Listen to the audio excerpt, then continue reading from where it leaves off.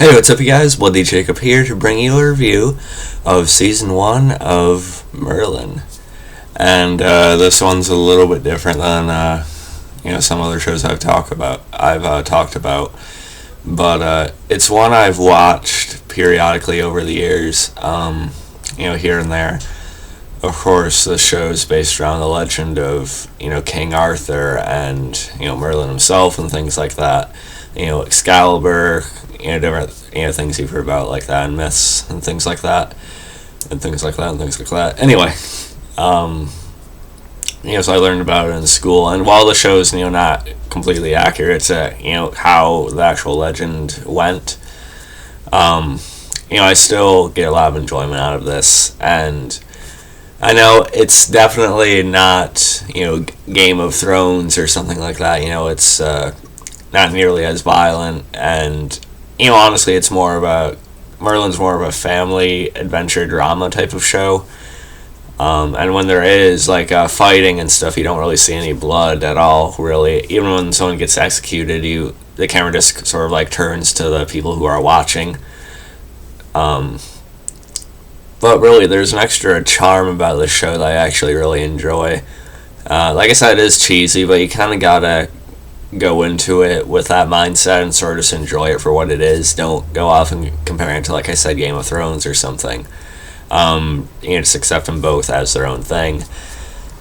And, I think there is a lot to enjoy about Merlin. It was originally on the BBC network, BBC One, I think.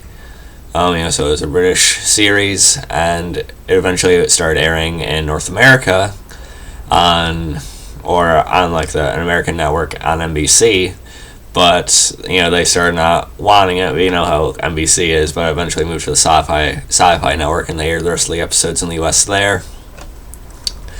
And I remember seeing previews for it, and I was always curious about it, and once in a while I'd watch a couple episodes. But I just finished Season 1, and honestly, the last few handful of episodes I watched of Season 1 have actually been really good, I think. The show's actually really impressed me. And the show's not perfect. I'm not going to say it's not every show I talk about it's the best thing ever, okay? There are some things that are lacking. I can deal with less violence and stuff like that. But, the CGI effects for the dragon aren't very good, really, but, you can't really blame them for that either, because it is a slightly older show, and also is on, the budget of, a sci-fi BBC thing, so, what would you really expect? And, some of the fighting isn't, the best, and, say when Arthur is swinging a sword at a creature, someone else is going after a monster or something, it doesn't always look like he actually hits anything, so that's an issue too. But really at its core, I think Merlin is a really accessible show. It does have a lot of elements that kids can get into and adults can also enjoy too, and I think because of that it actually makes it a pretty special show in my opinion. And there are things for older people to enjoy too, more mature audiences who are seeking things like that. Like I said, the violence isn't really there, but it doesn't really need it either necessarily. The guy who plays Arthur, Colin Morgan, he does a really good job. He's sort of like comic relief at times. He always has that wit about him and stuff like that. And, he actually had some really good serious moments towards the end of the season, though, too, I think. And Bradley James is pretty good as Arthur. He's a character I've actually gotten to like quite a bit on the show. At first he's coming off really brash and arrogant and stuck up and full of himself and stuff like that. But eventually you see how there's a lot of honorable and noble qualities to him, which will be more of a factor as he gets older and he has more experience and stuff like that. But by far my favorite character on the show has to be, before I tell you that, I also want to talk about Anthony Head as Uther. He's the current king, Arthur's father. And he's someone who I have a lot of mixed feelings about. But we'll talk a little bit more about that in a second. But, so Merlin is this, very powerful, he's meant to be very powerful in the future. He has this destiny to protect Arthur, and help save the kingdom and things like that. And he's sort of discovering his own powers and abilities. But the issue is that in Camelot, King Uther's kingdom for now, he's completely outlawed magic. It's punishable by death if you use it or you're associated with it in any way. So of course that makes it an issue for Merlin. But he is sent off by his mom at the beginning of the show, and he gets advice from the talking dragon. Like I said, Arthur sort of starts out as like this, he's a complete douche. We'll just say it, But we see him in more and more situations as it goes on. We see that there's a lot of better qualities about him, and yes, Merlin is basically his servant, but we see that Arthur does start to legitimately care about Merlin as a friend, and they actually have a pretty good romance going, even in season 1, I think. They kind of have a little rivalry going on, but it becomes more friendly, and you can tell they'd actually, protect each other no matter what. There's a lot of examples of that. But like I said, by far my favorite character is Katie McGrath's. I'm not sure if you pronounce it McGrath or McGrath or whatever. I'm sorry about that, but she plays Morgana, and she is definitely my favorite. In season 1, when she starts having these visions, of things that could happen if Merlin or Arthur go down this path, unless someone stops it, and then she eventually gets more and more visions about certain parts of the future and things like that. And eventually I know Morgana does actually develop her own magical abilities. And what makes her my favorite character, though, is that I know she's eventually going to descend into darkness, and there are various things that kind of build towards that in the series. We even seen some of that in season 1, like tensions between her and Uther, as well as, his general behavior. And, so I'm really excited to see her descend to darkness, because it sounds like she's definitely going to be one of the most changed and, developed characters on the show, so I'm looking forward to seeing how they do that. But, back before I could watch any episode at the blink of an eye, I just basically read a bunch about it on the wiki, so that's kind of how I know things a little bit ahead of time. But still, I'm really enjoying the journey to getting to that point and stuff, and seeing all the details that led up to this and that. And, another thing about the show is that, yes, it is really episodic at times. There's, like, monsters or creatures of the week and things like that. Or there's, issues that are resolved within the episode. But the later part of the season actually did some really good foreshadowing, I think, with Excalibur first being forged, and Mordred showing up for the first time, who has a hand in the final climax of what this story is going to lead to with Arthur and Camelot. And, him and Morgana eventually develop a really close, bond.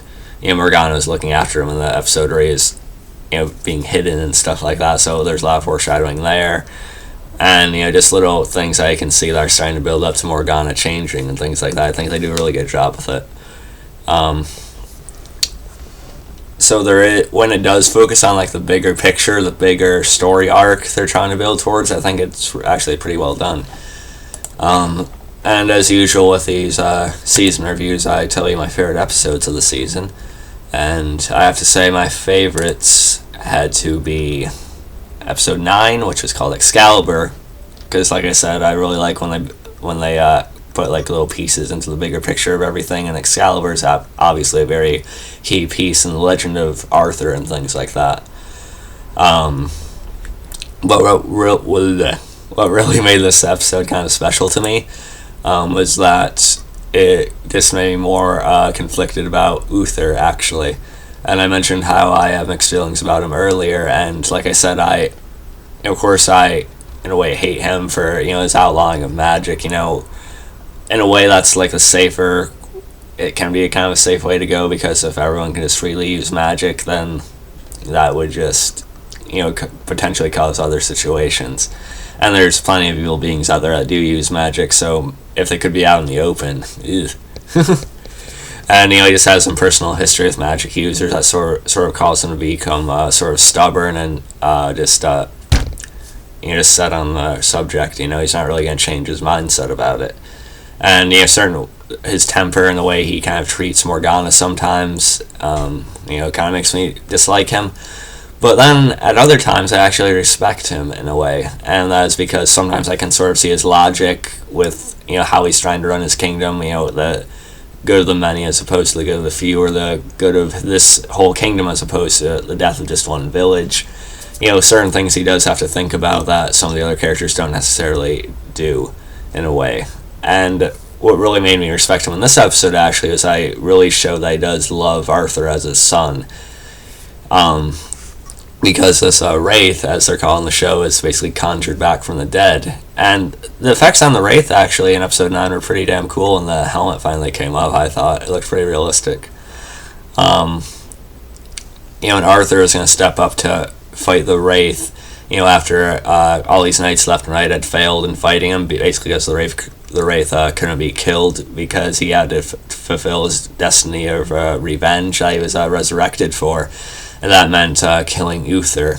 And so he knew Arthur was going to die, and so Uther had arranged that Gaius, would put Arthur to sleep while Uther himself actually stepped up and fought against this thing, because he had been the one that actually killed it, years prior. So he understood it was really his situation he had to deal with on his own, whether he died or he survived, And he knew he was going to his death, if it wasn't for him eventually wielding Excalibur, which wasn't supposed to be wielded by him, Arthur only, but it still worked out, at least in this instance. I just thought the whole fight with Uther and the Wraith was actually pretty intense. It seemed like the choreography was a little bit better in this episode than certain other ones. And it really made me respect Uther because it showed he does have a love for his son, and I actually like their bonding moment when they kind of a little bit of back and forth with each other afterwards. That was actually pretty cool, pretty nice.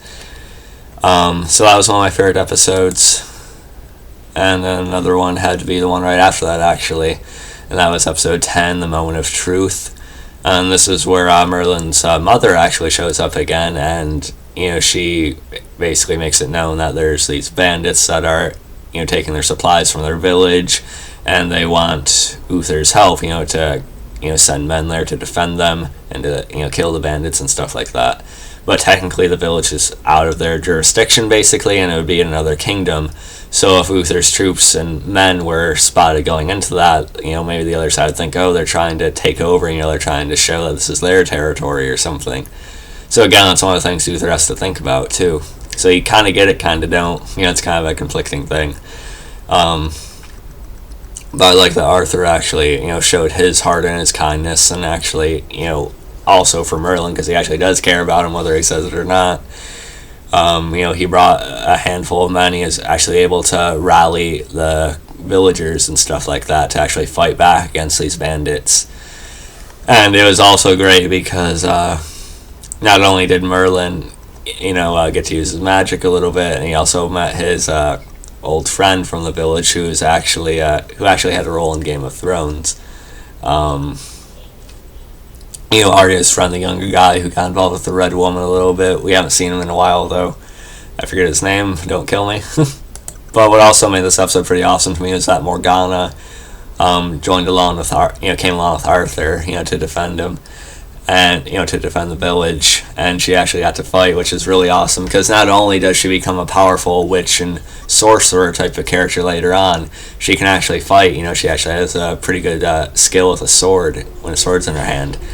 She's actually one of the smoothest fighters on the show, maybe right up there with Arthur.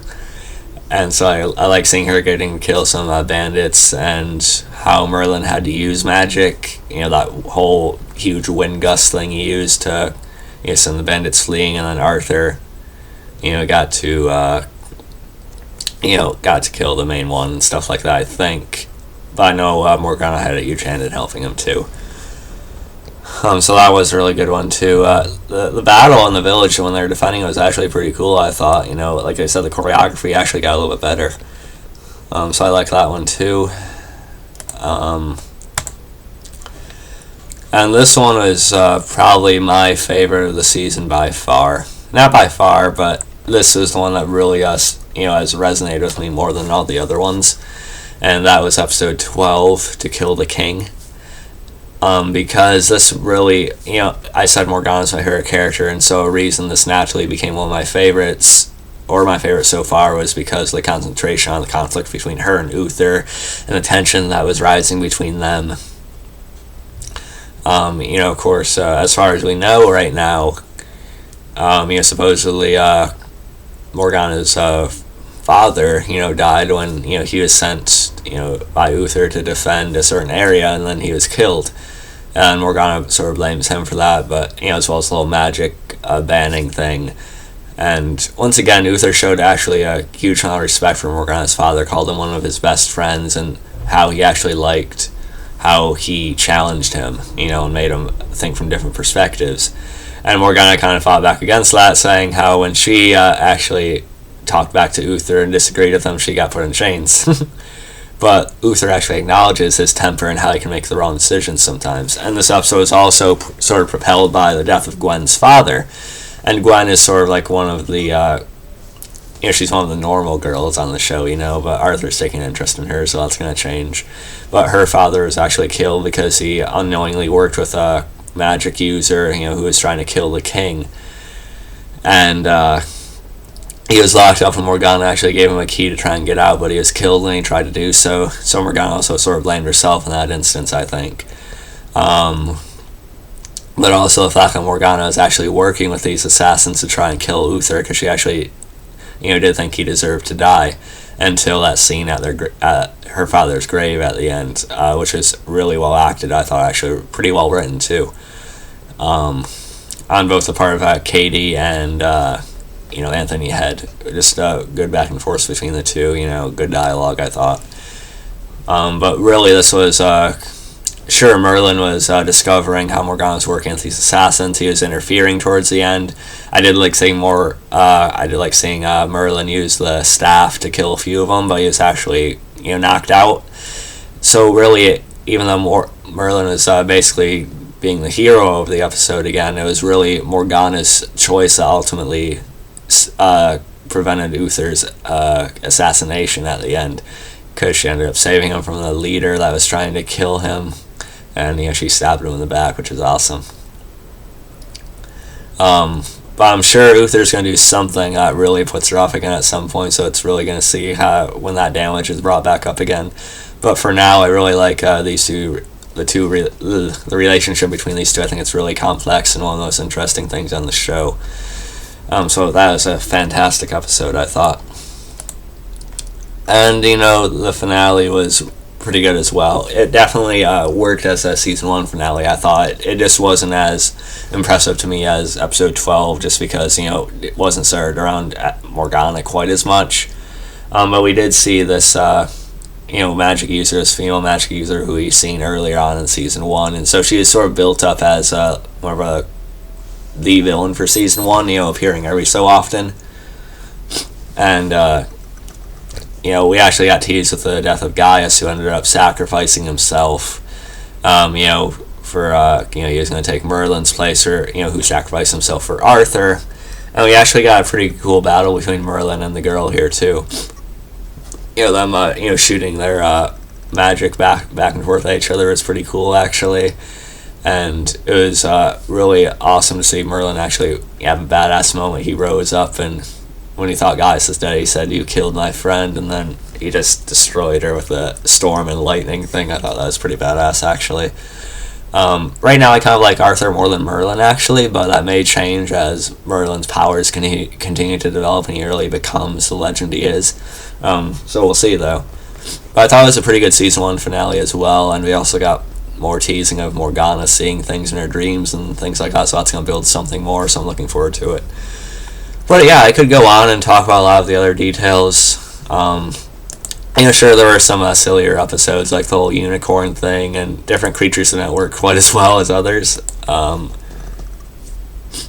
I thought it was, they really showed the bond between Arthur and Merlin, because when they were drinking, one of the glasses supposedly had poison in it, and Arthur actually drank it himself to save Merlin. That was great. That was a great moment, too.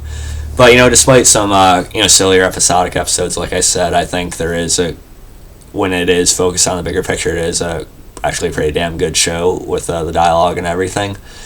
and the acting can actually get pretty good at too, I think. So overall, I just think it's actually a very enjoyable show. Just don't go off and compare it to Game of Thrones, because it's not trying to be that either. They both can really work as their own things. And if you guys follow me on Facebook, you can see that I actually picked up season 2 of Merlin on DVD yesterday, so I'm going to be watching that today, at least a couple episodes or so. And when I finish season 2, I'll probably do a video on it too, so I have that to look forward to. But yeah, so those are really my thoughts on season 1 of Merlin. Like I said, I could get into more detail, but I don't want this video to go on for too long. Hope you guys enjoyed it, and let me know what you think of Merlin if you've watched it. I would like to hear your thoughts. Great show, can't wait to watch more, and I'll probably end up buying the whole series on DVD at some point. Got season 2, it's got the other ones. So yeah, hope you guys enjoyed this. You can catch me tonight for my review of Lucifer. I'll be doing a review after the premiere at 9 tonight. And yeah, so looking forward to that. Follow me on Facebook, Twitter, MoviePilot, and look for unspoiledwood.com. Catch you guys next time, and peace.